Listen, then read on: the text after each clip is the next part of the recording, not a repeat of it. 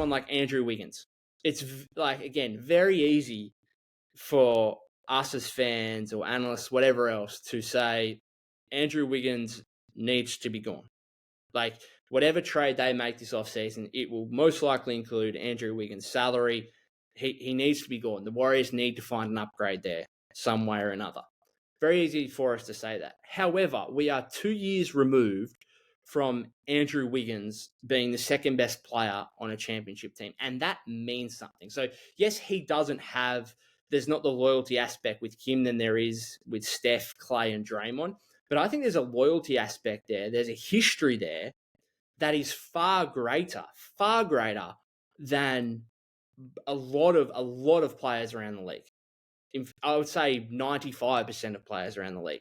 And if you look at the recent trade, so it's not only the Mavericks who I just spoke about, but if you look at all four of these conference finalists, there is a theme of, hey, you've got to be aggressive in the trade market. So the Pacers go out and get Pascal Siakam. The Celtics in the offseason go out and get Kristaps Porzingis and Drew Holiday. The Minnesota Timberwolves, heavily criticized for it. Still a trade that I don't think anyone thinks they should have done. But you know what? They went for it. They went out and got Rudy Gobert 2 off seasons ago. Put all their chips in. And they might have been able to make these Western Conference finals even without Rudy. But at the end of the day, like, he won Defensive Player of the Year this season. He was a huge part of their regular season success. And he's having his issues now, which I think, we could have all seen coming, really, and was part of the reason why we hated this trade from a Minnesota perspective. But the reality is, like, they took a risk, and he's helped them get to this position, right? So there is clearly a theme of, hey, you've got to be aggressive on the trade market.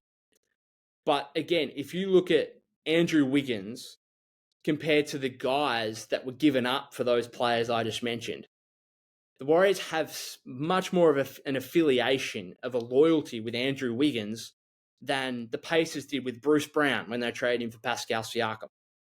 Or the Celtics moving on from Malcolm Brogdon. Cool, like, you won us a 6 man of the year. Like, you won 6 man of the year with this. Cool, like, who really cares? Rob Williams, nice piece for us, particularly in 2021-22. Like, there's not the loyalty aspect there when they traded those two guys for Drew Holiday, right? There's not the loyalty aspect when you're giving up Malik Beasley, Jared Vanderbilt, Patrick Beverley for Rudy Gobert. There's not. Even so Marcus Smart, you could say, well, yeah, there's definitely some loyalty there. He was at the Celtics for a long time, started his career there. But even I would argue, like, they obviously gave up Marcus Smart for Kristaps Porzingis. Even then, I would argue that what Andrew Wiggins, from purely a championship winning aspect, like purely from a winning aspect, what Andrew Wiggins did for the Warriors in the 2022 playoffs far exceeds anything Marcus Smart ever did for the Boston Celtics. Again, happy for you to argue about that. But I actually think, again, there's a loyalty aspect there that might even be more for the Warriors with Andrew Wiggins than there was for the Celtics with Marcus Smart.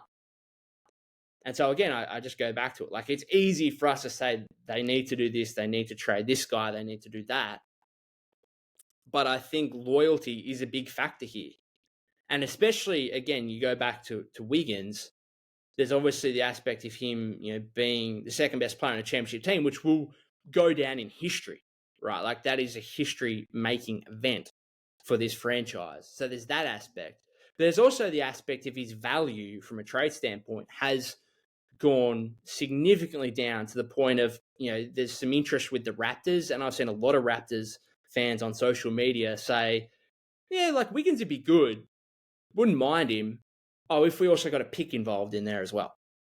And, getting off, the Warriors having to pay to get off Wiggins' contract, which I don't think will happen, because I think it's still, that 2022 championship is still close enough in the rearview mirror. It's still only 2 years ago, which, yes, is a long time, but you've also got to see Andrew Wiggins is not even 30 years old yet.